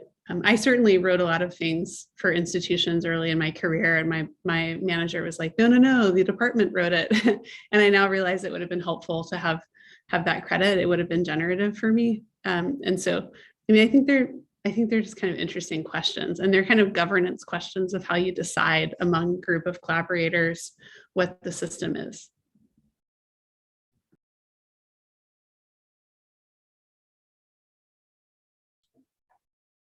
I think these are indeed super interesting questions. And I mean, they haven't been, you know, they're not so new in a way. They've been around indeed for quite some time in a sense. And what to me really always is really crucial in that sense is like, well, what's going to be the next step? Does it need to be formalized? And I can totally see indeed how all these things are incredibly difficult and complex to deal with. And it also depends, of course, on where you are, indeed, what the precarity is of your situation, and taking that into account of it. What I find interesting in a way about Cornelia and also in a way that Martin and Caitlin are talking about, it is indeed more, it's like, okay, well, there's a thinking process behind these art projects, and they might be quite particular. That is really the value of the work. It's less so in the material, and in that sense, perhaps they continue where the conceptual arts also brought in indeed, like, okay, the documentation is not what the work is. It's a thinking process. It's a performative process in that sense. And what's the value of that? How can we ensure that kind of validation in a way? And in that line of thinking, then of course you come also in the sense of documentation. What then becomes the documentation, and how is that going to replace the artwork at a certain point? And I think that's where I think almost sort of paradoxical situation starts happening when you start talking about the preservation, both of code or of a chair that is documented again through other processes that perhaps, you know, outlive the sort of material objects as well. So we got this weird sort of tensions and paradoxes going on. And I was wondering, indeed, also looking at the longer term in a way, where you can question, of course, again, the sustainability of the digital, whether it's blockchain or a photograph in a sense. What are we going to do in 20 years' time or 50 years' time?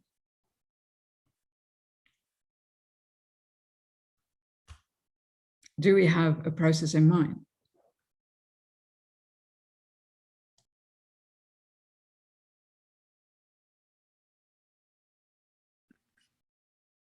I try to say something, but not from a, I think it's like also because both Cornelia and I, although we love documentation, I think we are also very cautious about, I think also especially for Cornelia, like every time when we meet and discuss, she put up like an audio recorder and record all our conversation. And also she has also a lot of different books that she has published, you know, with the museum, but also with me and others, trying to articulate, you know, but also the way of how thinking process also is not a static object, right? It's also transformed over time to unfold the piece in a much deeper way. And I think I think for us, we are trying to like document in a different ways, but also at the same time involving people. Also we have Garrett, who is the system admin, also involving in working with the work. But of course, I guess it's also our intention in a way. We know it will die, you know, we know this project won't last long, you know, it's sort of like our assumption in a way. And I don't feel that, of course, it's good to maintain as long as possible, but it's not something that we will cry, you know, the end of the world if it is not the case. And of course, there are also other different ways for us. It's like, okay, deploying into other platforms or using other updated programming language, or we work with NetArt generator like what Cornelia did since 1997 with the 5 versions, right? So in a way, we see it as a constantly unfolding process of how the work generate different discourse. It's more, for us, is more important in this work, I guess.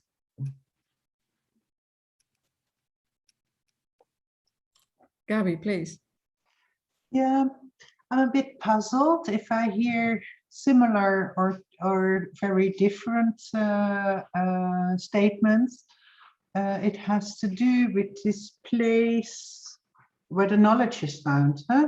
So some of you talk about the objects of knowledge, but also that the physical object or the changing work is not longer the place where the knowledge is to be found. So I was thinking if there are alternative structures for this knowledge transfer or this knowledge valuation, or yeah.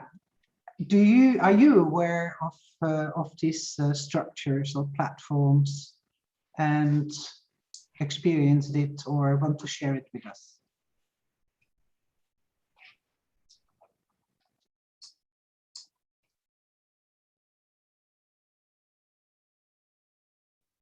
Well, I think others may be able to answer this question better than I can. I was just going to make a plea for the mushrooms as possibly being the winners of kind of determination at the end of the day.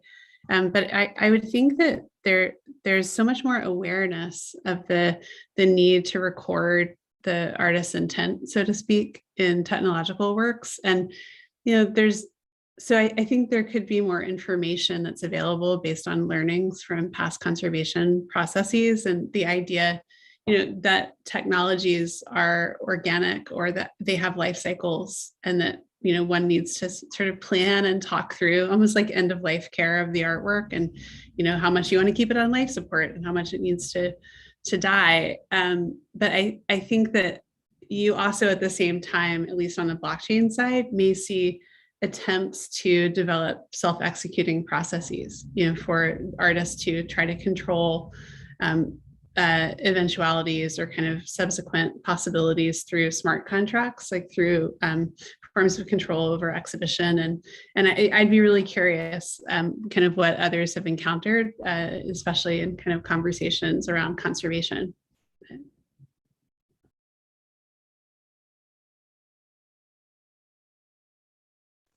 I think we really do in conservation, we really tend to default to this anthropomorphic biological model. We talk about writing artwork biographies. We talk about the birth of the artwork, its infancy, reaching an adulthood, and then the death. When does the artwork die? And I think some of what we've seen in recent years is, the division between the artwork and its documentation, or our archive, for example, that's collapsing and breaking down. And plenty of people have written about the ways in which documentation can function as a supplement to the work. Julia Jones writes about that in terms of performance artwork. So there's this sort of substitution that can happen. So I think the idea that the work will die at a certain point, I think there's a shift happening where we understand now that there will inevitably come a point in the future where the way it's experienced will be different. The way it's materialized or actualized will be different, but different parts of the work will remain accessible, and maybe new parts of the work will become accessible. So I think, thinking about it in terms of life and death, I think, that the works of art and cultural heritage objects continue to sort of reverberate in different ways, in the way that people, when people die, they die, and they only exist in memory and documentation at the end. But I think cultural heritage objects can be actualized and materialized in so many different ways. So maybe I can just this connects nicely. Oh, sorry, Martin, go ahead. No. Yeah, I really like your description, Bran, and it really links nicely to some of the conversations I had with conservators, really thinking anthropomorphically about the objects as infant, and also about bleeding, for example, bleeding tellates and all that. So there's just sort of a very humanizing material knowledge involved, and I guess the question of knowledge is, of course, a huge one. And we could distinguish between different ways of knowing, right? But what you also touch on, Brian, is really also important in our project, thinking about how to communicate the materiality digitally. And for example, just the whole nature of Caitlin and my collaboration across borders is extremely difficult to communicate the room with a phone. And really give a sense of the materiality of it. And in Denmark at the moment, all museums are basically digitizing their collections at the moment, and it's supposed to be available for the public later on. But what it will mostly become is, a picture, a photograph, and a very, very short description, because they're just bunches of objects, of course. So what's interesting for us is exactly to work with sound artists and And also we have an idea of working with time lapse and other ways of sort of trying to encapsulate this materiality a bit more and try to communicate that digitally instead of just sort of having masses of objects, actually trying to communicate that material aspect. And I guess also, since you're back, Caitlin, I just wanted to link to some of your previous work on the idea of the knowledge that can come out of engaging with decaying objects and ideas about entering other modes of remembering and memory and all that. I don't know if you want to follow up on that. Yeah, thank you for letting me return. So that was a complicated double booking with teaching. Yeah, I feel like I'm coming back in the middle of a conversation, but I think what Martin was picking up on there was some of the early work that I did here around these ideas was really trying to think memory through process, right? So how to think how cultural memory can actually be released by allowing things to change. But also, I guess, critically thinking about how there are certain skills that are required in order to see how what might look like natural histories have cultural histories. So the specificity around how certain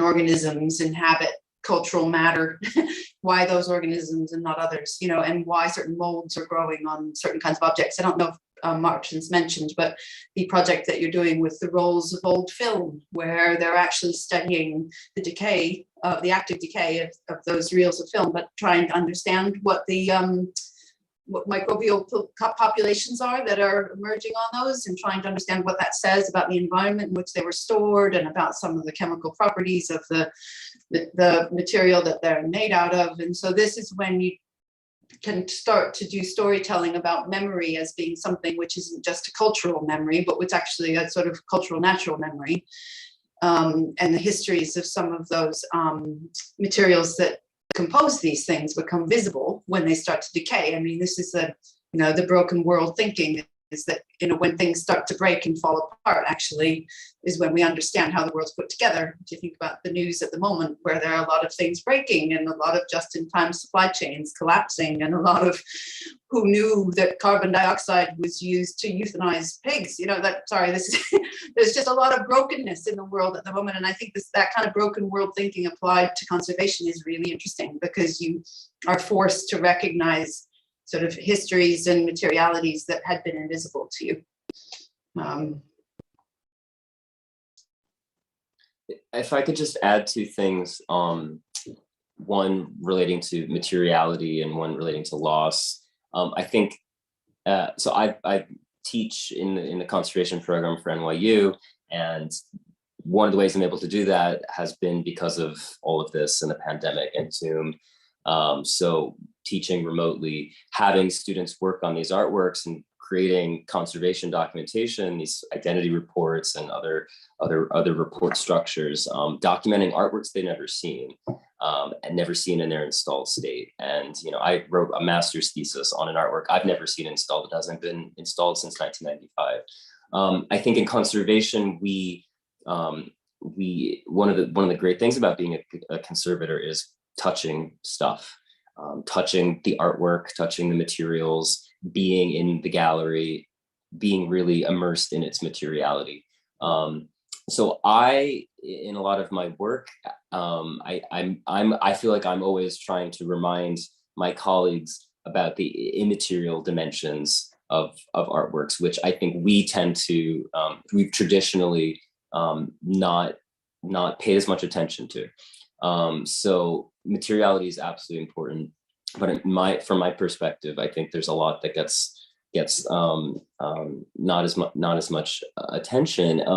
And then what you were saying about, I guess, decay and loss, I was thinking too, just about how that these conservation discussions about how work is perpetuated, or when there is a loss that's identified.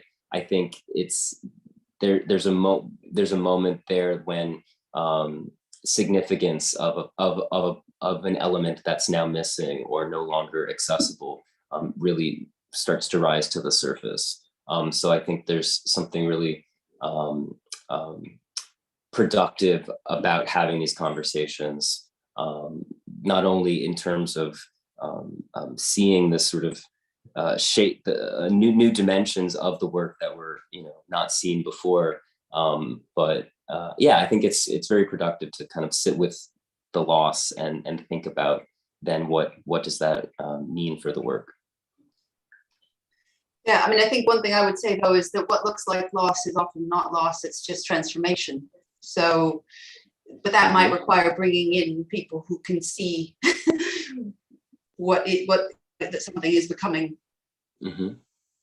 And that those skill sets are often quite hybrid, and so I think that cultivating that, having conversations like this where you can have different kinds of expertise come to bear on something. But I think I have tried to move away from thinking about, because loss feels terminal, it feels like that end, but actually none of this stuff ever ends. It keeps circulating in various ways, and there's value in that and significance in that you can't anticipate, I guess.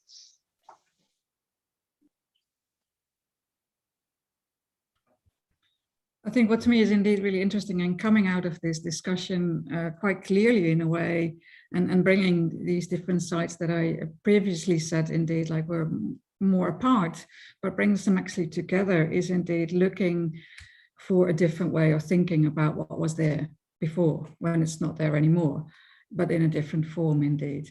And I think that's a very productive way indeed, and allows us indeed to also speculate indeed. And if we go from that point, from that moment in time, you can start speculating on how a future may evolve and progress in a way.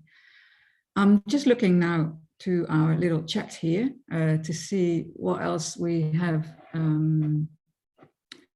in the chat. There's indeed, and I think it's partly answered in a way, but Gabriella asking here, isn't documentation how knowledge is produced? One of the ways in which it is produced.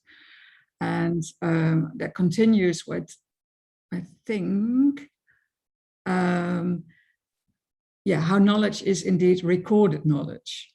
And then we can also talk here about decay and destroyed objects, because there's a tension emerging between recorded knowledge that comes out of the documentation, etc., not only scientific, but also oral, organic, or even liquid knowledge that actually survives through these destroyed objects, without them, or through the memory of them, and contributes to the object preservation. That's a question of Nick. It's quite a long question, but I do think it really comes indeed to the core of what we're indeed trying to suss out. It's like, what can we indeed learn from these processes? Would any of you like to comment on this?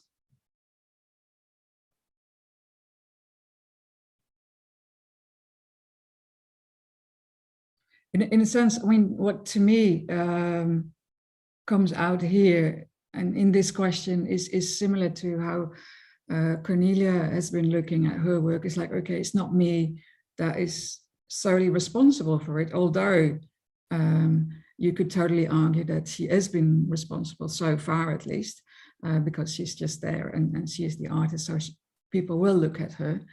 But what will indeed happen when she is not there anymore, or if she really lets go of that project and just have other people work with it? And Winnie, you talked in that sense also about putting the software, the programming, the coding on GitHub for others to reuse. And would that be a future scenario in a way? Is that documentation then leads to other forms and versions? We actually have document. I think documentation has a lot of different levels. One is like it's about the objects or about how to make this object, but also maybe there are also other things might not be apparent in the documentation file or the website. Is maybe also relevant to Amy. Is I have been doing screenshotting a lot in terms of the Google change of policy from month to month, and also the way of how we deal with like the terms and conditions and the wordings and the pricing. and also how it like to think about how this dependency of big corporation also change the ways of how creative practices emerge, right? So I guess it's one of the, I would say like maybe it's a good thing for us both, me and Cornelia, we are both an artist. I'm Coda, but also we both are researcher. So in a way, when we start working with anything like an artwork or with code, we already have this kind of like the politics of knowledge, what counts as knowledge. And we already like start to think about what to log in the source code, for example, or other than the artwork, how can we have different forms of enactment of the work through video, or like different books that address different concerns? Because one of the interesting thing about net art generator is not just only about the generating the image as for this process, but the interesting thing is the discourse around the technologies as well. And this is something then it becomes something that you also have to document the technocultural processes around the project. That would make sense because it's in parallel. It's not the artwork standalone in itself, but also what kind of infrastructure it relies on and the change of this infrastructure. So it's very complicated. We haven't really figured out a way to do it, but we are trying, like, as a scholar, we will write articles to also like to unfold this complexity. As an artist, we also make different versions of the work, or like a spin-off. I think Cornelia also worked with Garrett on like net art generator extensions. And recently I'm also working with Cornelia on net art generator bash. So again, it's sort of like a continuation of like a different renewal of the net art generator. So that's the way of how we deal with the knowledge, I guess. Yeah, there's so many different pieces of what you just said. I think that we live in this sort of normalized tech platform world. Like, it's very easy to forget that there are these large companies like Google or Facebook that own so much data, and these economic superstructures, you know, they're aircraft carriers, they're massive, that you're almost like gaslit into forgetting exist and own everything and have huge terms and conditions that no one has the time to read or the power to change. So I think that for me, there's I don't want to say utopia, but the only thing that I can imagine that would dismantle that infrastructure is if everyone owned their own data together in cooperative investment trusts. So we collectively replace those companies. And what follows from that is a huge set of governance questions about how we make decisions together about the data. And so I guess I kind of go back to what someone was saying earlier about stewardship and responsibility toward objects, and kind of how we think about that. And for me, where I personally kind of come down on kind of economic questions around these things is sort of twofold. One is, you know, a market economy it's sort of like what Winston Churchill said about democracy, that it's the worst system there is except all the others. So if you want to use the market structure, you need to be able to make value legible. And you can make value legible by having people own their work collectively, so that if it is later made commensurate with money, everyone owns a share of it. Or the entity, the overall investment trust, owns a share and there's surplus, and then the surplus can be redistributed. So I think there's that kind of economic layer, but what I really think, you know, we're talking about is the autonomy to ignore markets and to be generous, and acknowledging the complexity of ownership, because so much of it comes from land theft and colonialism historically. I do think that one has to own something in order to give it away. And so ownership is actually a proxy for authorship and autonomy. And so I guess I can't quite completely figure out how that fits back into our earlier conversation, like, you know, people owning work together, or the conservator stewarding work or the documentation of artistic intent by one person or a group of people. But I really do think that some of the biggest questions are governance questions, like about the structure of how we collaboratively make decisions, and from a position of stewardship, like not of extraction. So I don't know if that's what you had in mind when you're like, hey, this might relate to what you were saying, Amy. But I'm really curious how this relates to kind of the making and the conservation, and kind of what others are working on. Caitlin, I don't know, being back from teaching, if you have a take on that, or if I can volley to you. Sure. I think what I'm thinking about as you talk is it's about the making, I guess. I mean, one of the things that, for me, the potential that's opened up by thinking differently about conservation and maybe about ownership, actually, and about expertise and about gatekeeping, is that the sense in which the people who have the opportunity to most actively engage with the object are often the people who are in the act of saving it or caring for it, right? So the conservators are the people who manage some of the larger heritage sites that I work with, and in a sense, there's this expectation that everybody else is kind of passive, that you just appreciate the thing rather than working on and with the thing. And I think one of the things that the experiment with Martin is, that this freedom to actually mess around with this stuff and to let it change and to inject it with, inoculate it with mushrooms, and it's incredibly liberating, but it's also, it engages, if it can be shared with the public, which it hasn't been yet, but even for the conservators who are working with it, I think they're finding it incredibly freeing, because actually that relationship of that arm's length, like, no, I care for you, but actually it's more of a collaborative mode. And it seems like you need new models for the function of the, what is the function of the museum? Is it to care for things in perpetuity, or is it to actually make meaning with those things actively and invite other people in to be part of that process?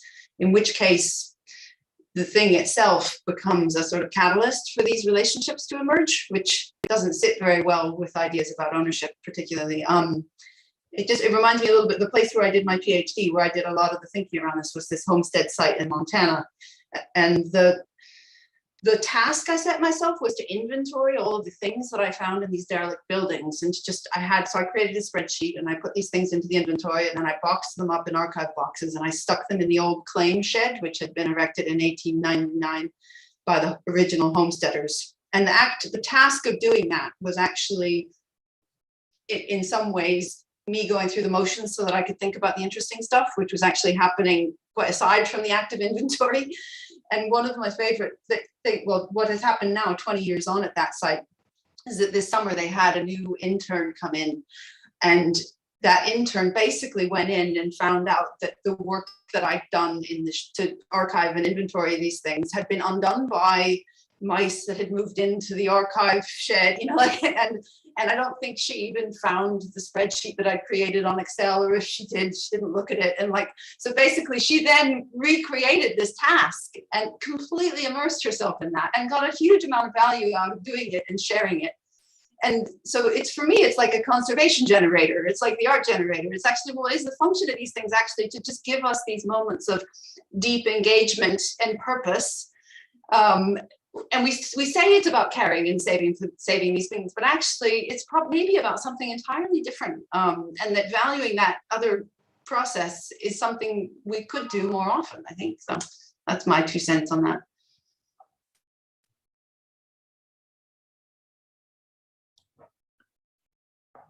So it seems indeed that we can forget about the artwork, but use it as a sort of boundary object, indeed, to think other things and other people, and connect in other ways, which I think in a way is a good thought to indeed stick with us, to see indeed how it brings out new ways of thinking and doing. And in a sense, I was really funny indeed when you started talking about the fungi indeed, and the users and the collaborators outside of sort of more conventional ways of doing. It also struck me indeed is like the fungi, indeed, could that be also the sort of users taking control of these objects in a very different way and really making something else out of it? But how does that indeed, is there a possibility of integrating this within a sort of method in an institution, whether it's a museum or an archive or and I'm looking at Ryan, of course, because you're the one indeed working through these institutions. I mean, what are your thoughts about that? Would that be an option, and how would that, what would that take to make that happen? So I think something that like I always feel like I have to bring up here is just that wherever I've worked, there's always finite time and resources in terms of what I can do as a conservator. And I think everyone who's practiced as a conservator or an archivist understands this, that there's only so much you can do. And most of my day-to-day work as a conservator is keeping the museum's head above water in terms of processing acquisitions, processing, getting works on display and preparing loans. I talk about, the very high level sort of ethical and philosophical issues around how we document what the work is and all of that. And there's real practical necessity for doing that work. But at the same time, I can see sometimes that work also falls by the wayside. So I think one of the ways that can be overcome is continuing to break down these sort of barriers in our thinking about what is conservation and what is curatorial practice and what is public engagement and what is education in a museum, and the idea that we can do all of these things together, that we can achieve. We have a lot of shared goals and we can achieve them, and in that way be a little more strategic with how resources used. Maybe I can just... I'm thinking indeed also of Martin, and I see you take it already, so yeah. Please. Yeah, I completely recognize what you're saying, Brian. And I think at our museum, it's also very fortunate that we actually have funding to do something like this, because otherwise the conservators wouldn't have time to engage in this. So I guess one context for this is to think about disposal at the museum, and in the Danish context, there's a tendency to actually have objects deaccessioned, and when they're deaccessioned, they're not sold or anything. Usually the museum have to contact the original owner or ask other museums if they want to take over the object. But usually they just end up in a sealed container going to the dump and being burned. So what happened here was actually that we tried to develop a different way of disposal. So, and I'm still struggling actually to convince the head of collections to come to me and say, so we have all these objects and we have to sort of deaccession them. Can you work with them? And I guess at the moment, as we speak, actually they're emptying an attic with a lot of stuff that would probably be very interesting, but there's not enough time to really go through that at the museum at the moment. So at the moment it's just a pilot version, but it is also talking into an increasing interest in the museum world about how to degrow collections and what to do with all the excessive stuff. For example, a lot of the objects that we're working with, we actually found them in a cellar at the museum, and they had been collected but never had sort of accessioned into the permanent collections because they weren't significant and there were no really interesting stories attached, or they were unregistered. So it comes back to a lot about time resources, and the question is also, I guess mushrooms are growing rather slowly, so maybe that's not the way to go. But what we're really working with is both making visible the conservators' work actually, and also trying to figure out other ways to dispose of objects at the museum that aren't quite as hard also for the conservators to do. And the conservator I'm working with now is actually very happy to work on the project, because the alternative would have been for the objects to have been burned, right? So this makes a lot more sense. Thank you, Martin. This is a collaborative approach, but I'm also looking for a more overall collaborative approach. Is there an option? Is there a structure? Is there a way of other way of distributed knowledge or distributed caretaking of artworks, of documentation? And did you came across such a system or structure? That would be very helpful to see how to add or how to be able to collaborate on that. Vinny? Yeah, I can say a little bit about the experience that we had. Not something like we make it up, but it's actually what we did in collaboration with ZKM, Moen and Matthias.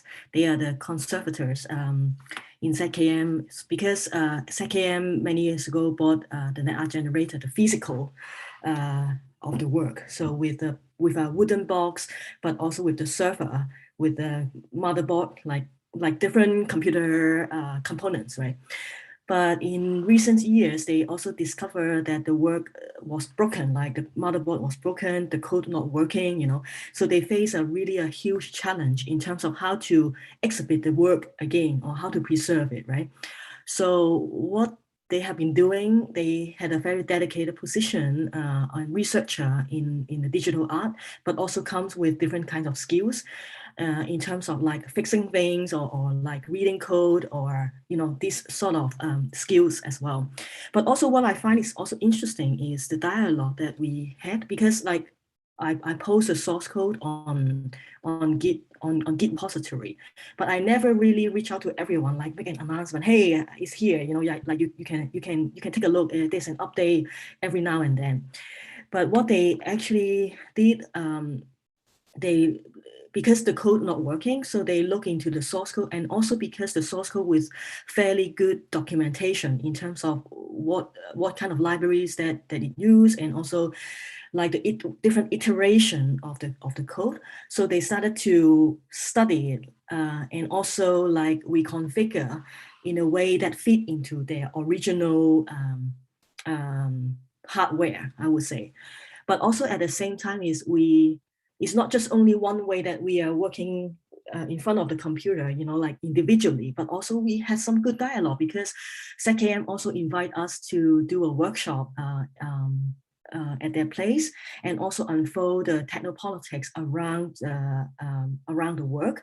But then I remember one day when I went to Matthias' office, I saw all the source code of net art generator printed out, and he highlight and make corrections and put on the wall. It was so impressive in a way, like I feel like the work is actually come to life. And also it's really interesting to see how the other people look at the work, and it becomes useful in a way, not just as a way to make it work online, but it's also from another institutional perspective in it actually like what is needed from the artists as well, or from the people who are helping in doing the work. Because sometimes we're also not aware of actually the way of how we documenting things is actually useful for you, So we are also not knowing as well. So I find it's also maybe also like a lot more resources to be put, especially in the digital artwork, because it's require different kinds of sensitivity to the materiality, like Brian has mentioned, but also like how to structure different. When Brian, you mentioned about like the public engagement, education and knowledge, and also the work, it's also like how to have different activities that enable the work can speak in a different ways to understand the context more, I guess.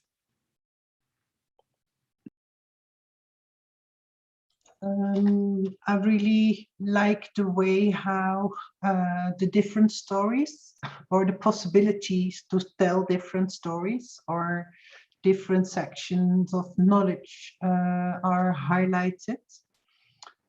Did we mention all of these sections? Did we forget one? I'll try to not to sum up now. I'll go through. I'll watch the recordings and I'll see how many different terms we use and what are the levels of documentation and knowledge and the object. Yeah, Martin, please. I just wanted to add something. So we've been talking a lot about documentation and stories and memory. And I wanted to highlight that part of the idea about listening and part of the idea of, so we use specifically designed contact mics that sort of are able to record these tiny sounds of growth and decay.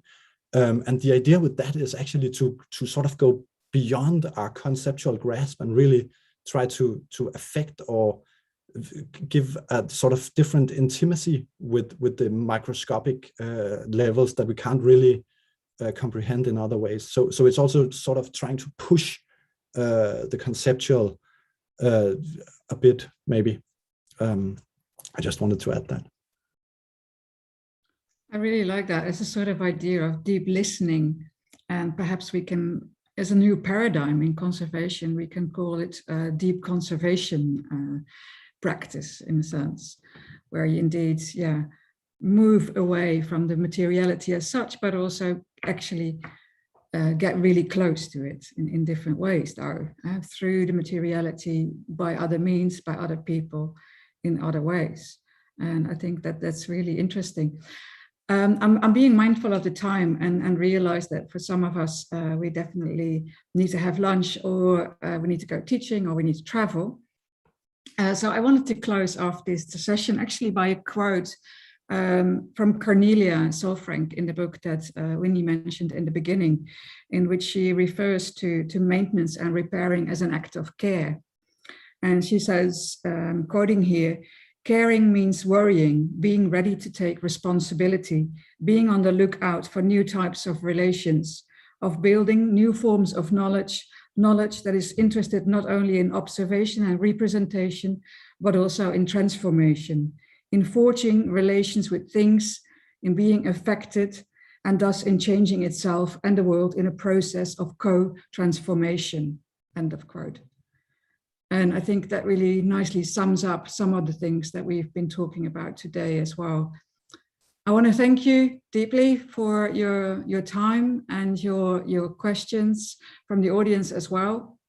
And I'm very much looking forward in finding ways to continue this discussion as well and to see where it leads us. Thank you very much. Thank you for having us. Thank you for bringing us together. Thank you. Thank you. Lovely to meet you all. Thank you. Yes.